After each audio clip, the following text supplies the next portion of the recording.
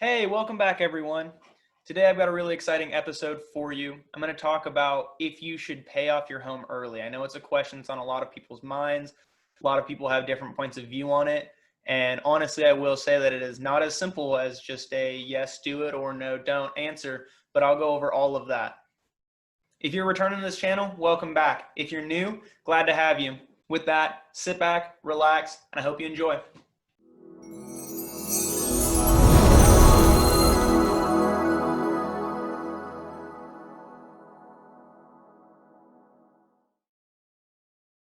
All right, I mentioned before, we're going to be talking about if you should pay off your home loan early.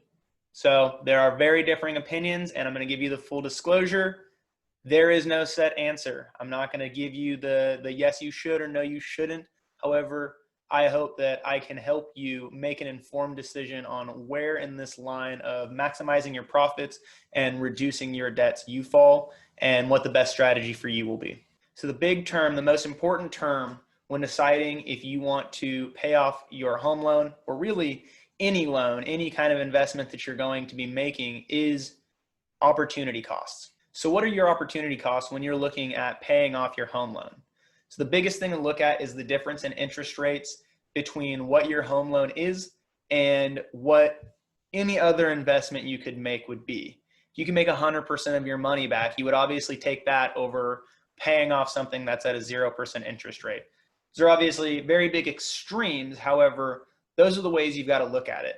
I know a lot of people get hung up on just the absolutely massive number that your home loan shows up. You know, it's usually the biggest investment that you'll ever make in your life. And so if you've got a $200,000 property, even though rates right now, you're sometimes able to get a 2.75% or even less interest rate, it still looks so massive on the back end because you do have a 30-year term. And so people are just looking at that bulk number in total interest they're going to pay throughout the life of the term, but that is not the important part to look at. So any kind of financial guru, they're going to tell you, if you've got a lot of debt, if it's your home loan plus you've got some credit card debt, maybe a car loan or something, they're going to say pay off whatever the highest interest card is, or sorry, the highest interest debt is. And normally that is going to be something like a credit card. And it makes sense because sure, maybe you only owe $1,000 on a credit card at 25%, whereas you owe $200,000 on a house at, we'll say 3%. But if you were to keep that credit card at $1,000 of debt year after year, you're going to rack up significantly more over 30 years than if you just took that $1,000 that you may have put into the home loan and paid off that credit card. So that's kind of the simplest way of looking at opportunity costs. Now, the important way is looking at it in terms of your investments. And this is where people have a lot more difficulty comparing, because if you're comparing multiple different debt types, then it's in kind of the same box, if you will. Whereas if you're looking at an investment over paying down a debt, now it almost feels like we're comparing apples to oranges. And that's why I say there's a different level of risk tolerance, which is going to inform your decision. We discussed the difference in debts. If you've got a 25% credit card interest rate versus your 3% home loan, obviously it makes more sense to pay off the 25% interest rate, even if it's a lower amount, because you're still only putting $1,000 towards either one. And so it's a difference in $1,000 at a 25% rate versus $1,000 at a 3% rate. You've got to look at it the exact same way when you're doing investments. Just for starters, the stock market, it's averaged about 5% for the last 50 years. Obviously, the last 10 years, minus the whole COVID thing, has been quite a bit higher. I think more around 11 or 12%. But 5% is probably a good number to look at. We've got a really good grouping with about 50 years of time. And so it's a great way to average it instead of just assuming we're going to have massive growth for every decade following, because that's just not feasible. So we've got to look at, okay, can I take an extra, say you're going to put $1,000 a year into paying off your home earlier versus $1,000 a year into stocks. So at 3% for the home loan, you're reducing your debt by basically $30 a year if you go to pay that debt off, versus putting it into the investment, you're gaining $50 a year. So realistically, if you put that into investments and you only got that 5%, you've made a net gain of $20. Now, I know that doesn't sound like a lot, but we're also only using $1,000 a year. Most of the time, people are going to make an extra payment on their house maybe every quarter. So now we're looking at something potentially closer to about $6,000 a year. Yeah, it's still not going to be a ton of money. However, if you're making net gains year after year for the life of the loan, even you want to say a 30-year time frame, that number is going to be significant because it's going to continue compounding on itself, just like the interest on your home loan is going to do. So those are kind of the basics in terms of looking at your opportunity costs. So now we've shown that obviously you're going to be able to make more in the long term if you're just getting consistent 5% gain or whatever more percent gain than your interest rate is on your home. Obviously, that's not the best way to look at it. We're going to have ups and downs in the market, whereas your home loan is going to stay stable.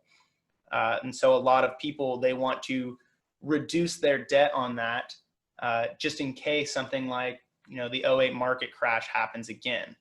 There's always these kinds of risk factors, which is why I said at the very beginning, this is absolutely dependent upon how risky you are with your investments. So nobody can tell you where you should fall on that line in terms of risk versus reward.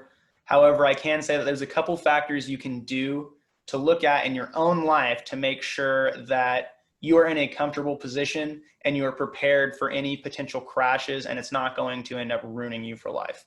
So you've got two, maybe we'll put it at three things that you're going to want to do. Number one, always make sure you have some sort of cash reserves. You need to be able to wait out any kinds of crash. So even the investors that had properties before the last market crash, they were able to do fine and not really get hurt too bad if they had some sorts of cash reserves. Typically, you want to look at something like 6 months reserve. If you want to be a little bit more cautious, maybe even have 12 months reserve. That means you can pay your mortgage off for 12 months, given that you have no ability to find a renter, put them in there, or you lose your job and you have no other money. You just need to make sure that you keep that roof over your head until the market can start appreciating again and you can get your value back out of the property. Another part of that is make sure that you're not over leveraging. I know one of the biggest issues was that banks were allowing people to do things like the HELOC or a cash out refinance, but whereas now you're maybe looking at an absolute maximum of 90%, usually closer to 75% of your total home value, they were giving out loans up to 120, 130% of the home value, just assuming that we were going to have infinite returns on this for the rest of time. Touching on the whole infinite returns, don't assume that your property is always going to appreciate. Make sure that you have some amount of cash flow and make sure you're not basing that cash flow off of the peak times. Look back a couple years if you're going to get an investment property and see, okay, during maybe not so good of times, what kind of vacancies are we looking at? What kind of rents are we looking at? How much can I drop the rent value of my home so I can just get somebody in there helping pay my mortgage and I'm not going to go under and potentially foreclose or something like that. So those are kind of two, maybe three things you want to go off of. I know they were kind of subsets of each other. How do you decide where you stand on this line? Should you be paying off your home early? Does it make sense to you? Or do you want to try to maximize those profits and are you able to be a little bit more risky with your investments so that you can make more money? Who knows, maybe retire a little bit early. And so that's going to go into a large portion of, I touched on it, but when do you want to retire? When are you going to be done working? Do you have the ability to keep getting rental or investment properties and you just want to maximize your cash flow so that maybe at 40, 50 years old, you're able to give up your job here and go fly out to the Bahamas and live there and just live off of your rental income? Or are you maybe retiring in the next 5, 10 years? It's not enough to really acquire a massive portfolio, but you want to at least make sure that you don't have debts. You don't want to have to worry about anything so that you can retire comfortably. Another couple things to consider are, Did you do a loan that wasn't a VA loan, or it wasn't a 20% conventional, where you have some sort of mortgage insurance? Mortgage insurance is the cash flow killer. All right. On a $250,000 house, you're paying almost $200 a month. And that's simply just going to the bank to cover in case you can't make your payments. It's a ridiculous amount of money each month that you're having to put into that. And it goes nowhere except for your lender's pocket.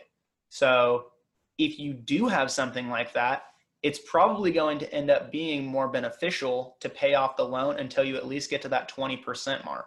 If you are interested in learning more about those loan types, I'll cover that on another video. Probably call it all the loan types or something like that. If you have a better idea on that, feel free to leave a comment below. I am not good at coming up with titles for these. The last thing to really look at is, what is your current financial standing? What kind of debts do you currently have? And now I mentioned before that you want to pay off your highest interest debts first. So do you have something that is going to be significantly greater than whatever returns you can get? Like I keep mentioning, our credit cards. If you have a lot of credit card debt, it probably doesn't make sense to start putting money into investments, because sure, you can make, even during great times, 10% interest each year. But if you're losing 25% interest because of your credit cards, it's going to make a ton more sense putting that money over there, getting that paid off, and then making sure that you can maximize whatever you are putting your money into. So again, it just goes into that opportunity cost. And the most important thing on opportunity cost is not the amount of the loan, it is the interest rate. So the other thing to look at is, where is your expendable income going? Do you have expendable income? Could you be putting it in something like an IRA that is going to give you some sorts of tax deductions, or does it make more sense to you to put it into your house? You have to think of your house almost like a low interest savings account. And that money is much more inaccessible. So it's basically like a midterm retirement account, something that sure, you can get the equity out of it. However, that's going to take you probably at a minimum 30 days, unless you're able to sell it for cash. But even then, a lot of the times you're not getting maximum value on your house with a cash offer. So there are a couple other ways that you can get that equity out of your home without having to sell it. And again, I'll cover that in another episode. But just make sure that you are putting your money in areas where it's accessible if you need it. If you have nothing in savings, it really doesn't make sense to start putting money into paying off your home early, or maybe even it doesn't make sense to start putting stuff into an IRA. You need to make sure that you have money to cover any kinds of emergencies prior to even starting to think about doing these other investments or paying off debts. So I really hope that helped. I hope that you're able to be a little better informed in terms of where you want to fall in that line of, if you want to actually pay off your home loan sooner, or if you want to put that money towards investments. I will be creating an investment calculator so that you can estimate your own opportunity costs. If you want that, check out my Facebook page. I'll leave a link in the description below. And be sure to follow Sunburst Realty as well. I'll leave their link in the description. We're going to have all kinds of goodies. I'll be posting these videos there, as well as some other local community information.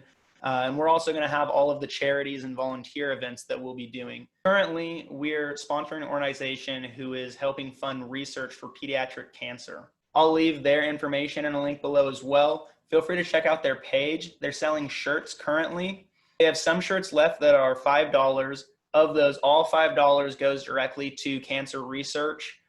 Those are last year's shirts, but they have a couple more this year that they've been making. Those ones will be $10, and of those, $7 goes to the cancer research, and they do have $3 so that they can get those produced. Aside from that, like and subscribe for more. Again, we'll be doing this weekly, so I look forward to seeing you next time.